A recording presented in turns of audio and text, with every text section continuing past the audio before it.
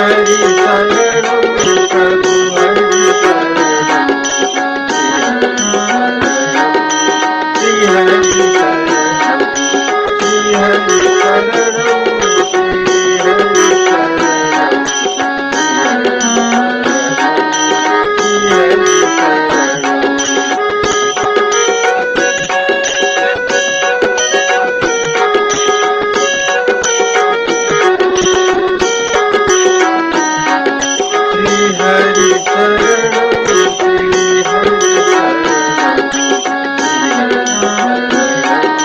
शरणम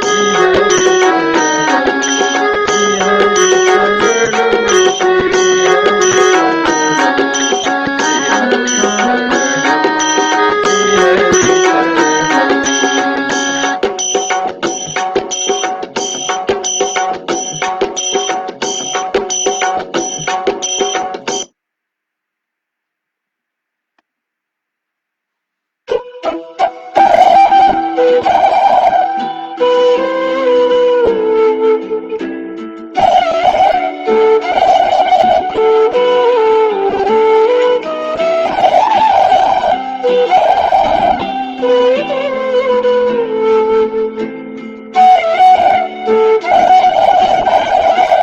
हरि शरणम श्री हरि शरणम श्री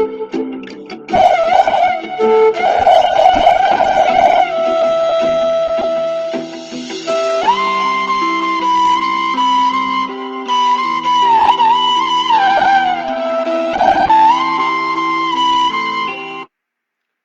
जय श्री कृष्ण जय श्री हरि। आज हम 89 अध्याय को बाकी भाग लाई अगाडि बढाउँदैछु। कल तक हमने श्रवण किया था। अन्य वाद्यों की श्रेष्ठ अप्सराओं ने ग्रहण किया जो उनके वादन कला में प्रख्यात थी। आशारित प्रथम आसार नर्तकी प्रवेश के बाद अभिनय के अर्थ तत्व का ज्ञान रखने वाली रंभा नामक अप्सरा उठी, जो अपनी अभिनय कला के लिए विख्यात थी। आज से उसकी अंग्याष्टि बड़ी सुंदर थी। उसके द्वारा अभिनय किए जाने पर बलराम और श्री कृष्ण को बड़ा संतोष हुआ। राजन, तदंतर मनोहर एवं विशाल नेत्र वाली उर्वशी, हेमा, मिश्रकेशी, तिलोत्तमा और मेनका ये तथा और भी बहुत सी अप्सराएं श्री कृष्ण का प्रिय करने के लिए मन के अनुकूल प्रिय कामनाओं को प्रस्तुत करती हुई गाने और अभिनय करने लगी। नरेंद्र कुमार, वे रंभा आदि अप्सराएं मन ही मन वसुदेव नंदन भगवान श्री कृष्ण में अनुरक्त थी। उन्होंने अपने गीत, नृत्य एवं उदार अभिनय द्वारा सबको संतोष प्रदान करके प्रसन्न कर दिया। नरेश्वर, उस समय श्री कृष्ण की इच्छा से जल क्रीड़ा में आई हुई उन श्रेष्ठ अप्सराओं ने उनकी ओर से पान के बीड़े प्राप्त किए, जो उनके लिए सम्मान स्वरूप थे। नरदेव श्री कृष्ण की इच्छा से मनुष्यों पर अनुग्रह करने के लिए स्वर्ग से वह छालिक्य गांधर्व दिव्य संगीत एवं नृत्य विशेष भूतल पर लाया गया था। साथ ही उत्तम गंधों से युक्त देव योग्य फल भी यहाँ लाए गए थे। वीर यादवों ने इन सब का रस स्वादन किया वह रमणीय छालिक्य गांधर्व भगवान श्री कृष्ण के ही प्रभाव से ही इस पृथ्वी पर प्रद्युम्न आदि में प्रविष्ट हुआ।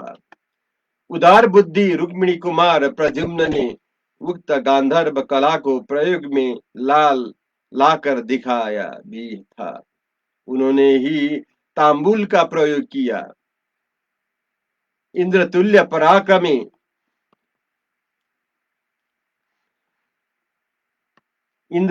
पराक्रमी पांच वीरों श्री कृष्ण, बलराम, प्रद्युम्न, अनिरुद्ध और सांब ने यह छालिक्य गंधर्व का आयोजन किया था। जो मनुष्य को सदा ही अभिष्ट है, वह शुभकारक, वृष्टि करने वाला, प्रशस्त, मंगलकारी, यशोवर्धक, पुण्यदायक, पुष्टि और अभ्युदय को देने वाला है।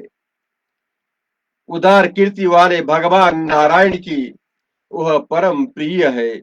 उसकी चर्चा करने में मात्र से वह विजय की प्राप्ति और धर्म का लाभ कराता है। दुष्स्वप्न का नाश और पाप का निवारण कर देता है।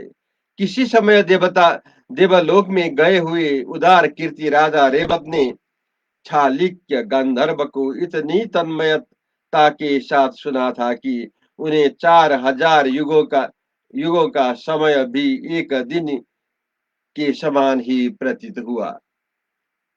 राजन, उसी छालिक्य गंधर्व से कुमार जाति तथा अन्य गंधर्व जाति की प्रवृत्ति हुई है। ठीक उसी तरह जैसे एक दीपक से सैकड़ों दीपक जला जाते हैं, नरेश्वर, प्रद्युम्न आदि मुख्य यादव यादवों के साथ भगवान श्री कृष्ण और नारद जी ही छालिक्य गुणोदय इस विज्ञान को यथार्थ रूप से जानते हैं। संसार के दूर से मनुष्य को तो इसकी नाम मात्र की जानकारी है, जैसे नदियों के जल को समुद्र अथवा कोई विशाल पर्वत ही यथार्थ रूप से जान सकता है। उसी प्रकार भगवान ही छालिक्य के श्रेष्ठ फल अथवा उनको ठीक ठीक जानते हैं। तपस्या किए बिना छालिक्य गंधर्व को तथा उसके मूर्छना विषय विधान को नहीं जाना जा सकता। यह कथन सर्वथा उचित ही है। राजन, 6 ग्रामों वाले जो राग है, उनमें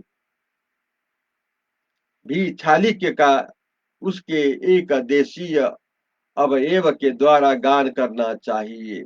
लेश नामक जो छालिक्य की सुकुमार जाति है, उसका गान करने वाले मनुष्य भी बड़े दुख से, कठिनाई से उसकी समाप्ति कर पाते हैं।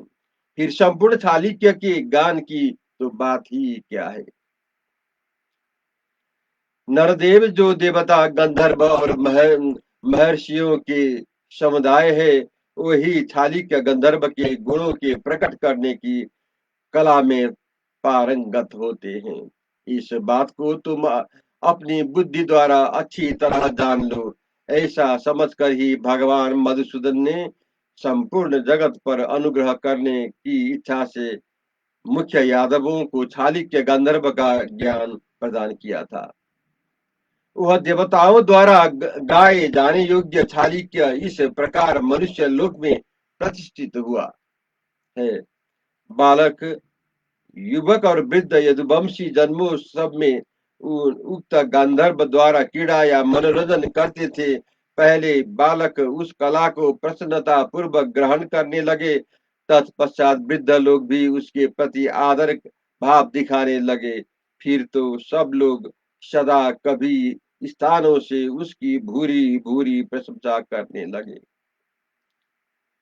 धर्म की विधान को जानने वाले अत्यंत वीर यादव अपने पुरातन वंश धर्म का स्मरण करते हुए मर्त्य लोक में मनुष्य को जो सदा सम्मान देते थे, वह इस बात का सूचक है कि प्रेम ही प्रधान एवं महत्वपूर्ण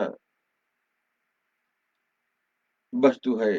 अवस्था का महत्व नहीं है, सौहार्द का मूल आधार है प्रेम। अतः वे दर्शाई, बिश्री और अंधक वंशी यादव पुत्रों की साथ ही मित्रवत वार्ताव करते थे। उन उस सब के बाद भगवान किसी विनाशक श्री कृष्ण ने उन सबको विदा कर दिया। तत्पश्चात वे अप्सराएं भी मधु और कंस के शत्रु आनंद मूर्ति श्री कृष्ण को प्रणाम करके स्वयं भी अत्यंत हर्ष में मग्न हो स्वर्गलोक को चली गई। उस समय देवताओं के समुदाय में हर्ष छा गया। जय श्री कृष्ण। अब मैं आज नवतितमो अध्याय प्रारंभ करने जा रहा हूँ। इसमें आज हम निकुंभ द्वारा भानुमति का अपहरण, श्री कृष्ण अर्जुन और प्रद्युम्न के साथ उसका युद्ध, गोकर्ण तीर्थ में उसका पतन, प्रद्युम्न का भानुमति को लेकर द्वारका पहुंचाना, फिर तीनों का निकुंभ के साथ युद्ध, उसकी अद्भुत माया का वर्णन और श्री कृष्ण द्वारा निकुंभ का वध।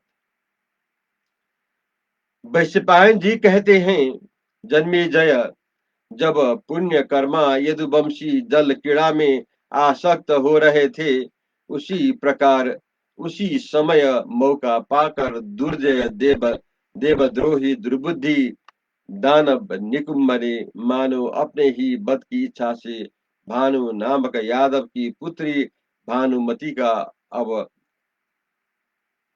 अपहरण कर लिया। राजन,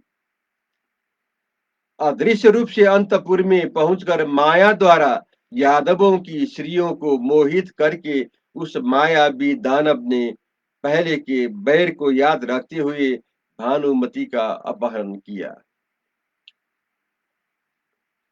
था। वीर नरेश उसके भाई वज्र नाभ की एक कन्या थी जो प्रभावती के नाम से विख्यात थी। प्रद्युम्न ने उसे हर लिया और वज्रनाभ को भी मार डाला। तब से वह नीच दानव अवसर की खोज के लिए भानु की उपवन में रहा करता था। भानु का कन्यापुर यद्यपि बड़ा ही दुर्धर्ष था, तथापि उस समय किसी रक्षक के अधीन नहीं था। उसकी इस दुर्बलता को दानवाधम निकुंभ जानता था, इसीलिए उसे कन्या को हर लेने का अवसर मिल गया। शत्रु विजय नरेश जब उस भानु कुमारी का अपहरण होने लगा और वो रोने चिल्लाने लगी, उस समय सहसा कन्यापुर में बड़े जोर से कोलाहल मच गया। भानु के कन्यापुर में होने वाले आर्तनाद को सुनकर वीर वसुदेव और उग्रसेन दोनों कवच धारण करके तत्काल निष्क्रिय। परंतु जहां तक उनकी दृष्टि गई वहां तक किसी अपराधी को उन्होंने नहीं देखा। फिर वे दोनों उसी तरह कवच बांधे उस स्थान पर गए जहां महाबली श्री कृष्ण विराजमान थे। उसके मुख से द्वारकापुर का सब समाचार सुनकर शत्रुओं का दमन करने वाला श्री कृष्ण उस समय अर्जुन के साथ अपने वाहन सर्प शत्रु गरुड़ पर आरूढ़ हुए। फिर वे वीर श्री कृष्ण प्रद्युम्न को यह आदेश देकर कि तुम रथ पर बैठकर मेरे साथ आओ। कश्यप नंदन गरुड़ से बोले, शीघ्रता करो। वज्र नामक नगर की ओर जाते हुए रण दुर्जय निकुंभ को शत्रुओं का दमन करने वाले महात्मा अर्जुन और श्री कृष्ण रास्ते में ही पा लिया। नरेश्वर मायावियों में श्रेष्ठ महातेजस्वी प्रद्युम्न भी उसके पास जा पहुंचे। निकुंभ निकुंभ ने उन तीनों को देखकर अपने 3 रूप बना लिए। तत्पश्चात देवोपम वीर निकुंभ अनेक कांटों से भरी हुई भारी गदा के द्वारा उन सब के साथ हंसता हुआ सा युद्ध करने लगा।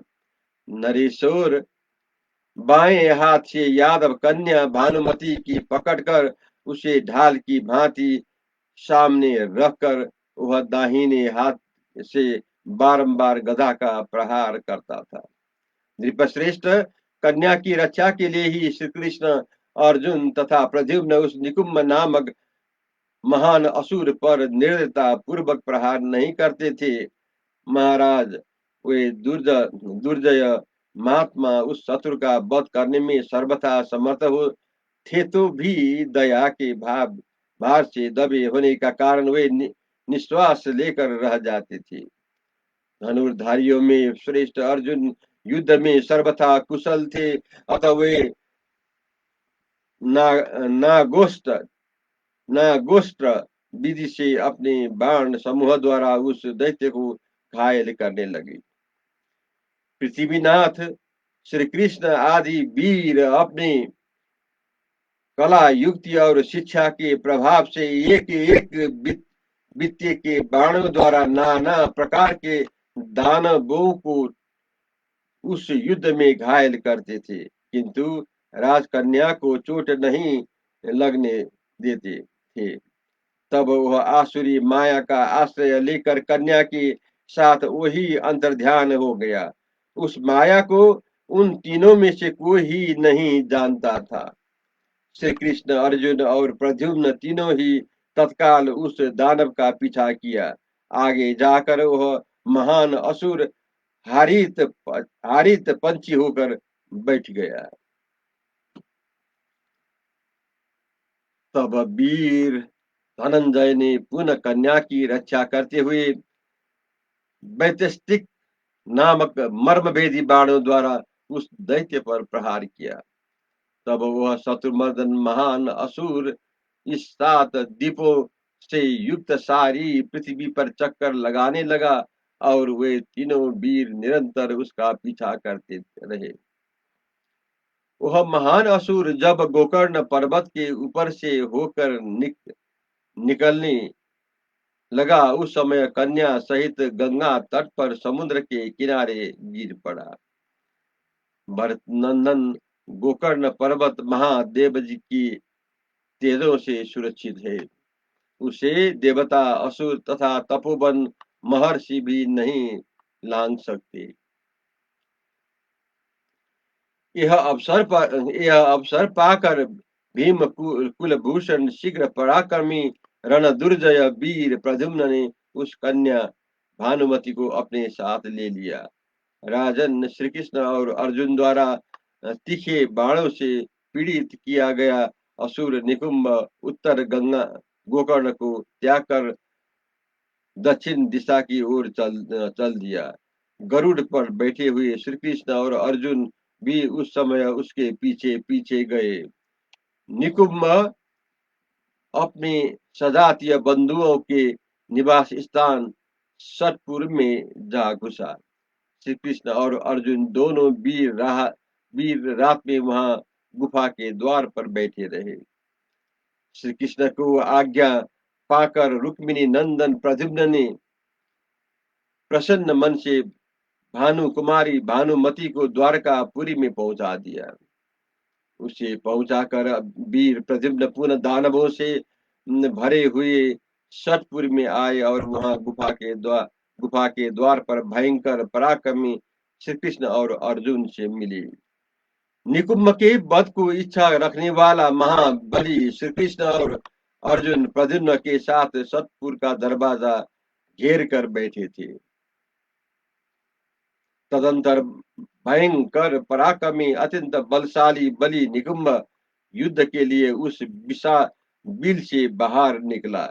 प्रजानाथ, उस बिल से निकलते समय निकुंभ के मार्ग के अर्जुन ने गांडीव धनुष से छूटे हुए बाणों द्वारा चारों ओर से अवरुद्ध कर दिया। जय श्री कृष्ण।